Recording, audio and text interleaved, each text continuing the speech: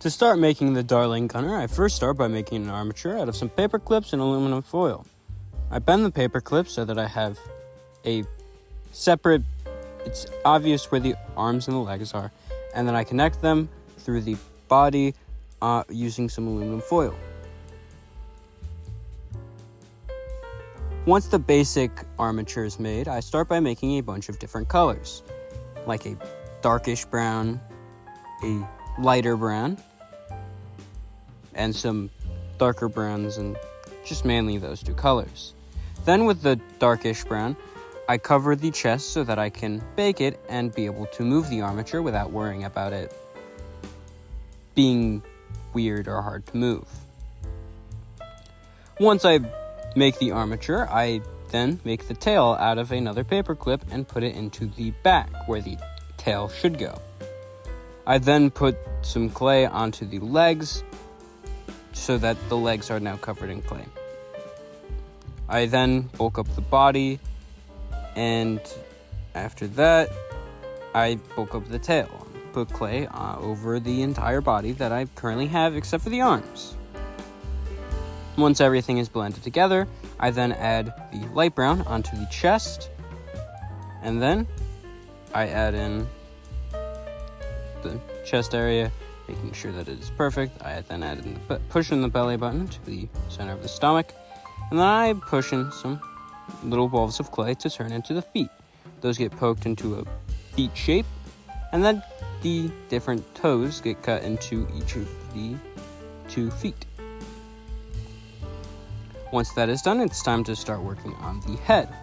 The head just starts out as a large ball of the darker brown that gets blended into the rest of the body, and then a little indent onto the front of the face, and then I make 2 white circles, push them in to make eyes, and cover the indent with the lighter brown clay. I then push in the 2 eyes into the face and start making the actual outline of the face, which is, it has a point at the top. I add a worm around the rest of the face to give it its proper shape with the 2 colors, and blend that into the rest of the brown. Once that's blended in, I push in a mouth shape, and after it gets pushed in,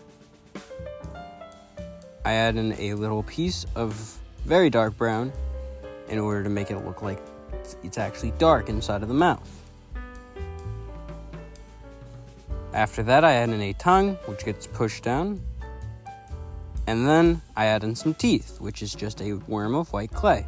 After that, I add in the pupils, which are just dark brown, and then I add in the highlights of the eyes, which is a lighter brown in the bottom portion of the eye, and then the highlights, which are just small white circles. Once all of those are on there, I make a gray color for the actual Dartling gun itself. To start, I just make 3 equally sized worms of the gray clay and poke in openings onto the front of each of the 3 different barrels. After that, I make a proper green color because I needed green, and I make it a little bit more brown-ish. After that, I roll them into circle-ish shapes, cylinders, and then one more with a darker green. Once I have both the light and dark green, I combine them together, but I never blend the 2 colors in together, keeping them separate. I then add in a handle, which is just a worm of the dark green clay, and blend that into the dark green section as well. Once that gets blended in, it is time to add the barrels to the back portion. Once the barrels are onto the back portion, it's time to add the little cylinder onto the midsection of the barrels itself.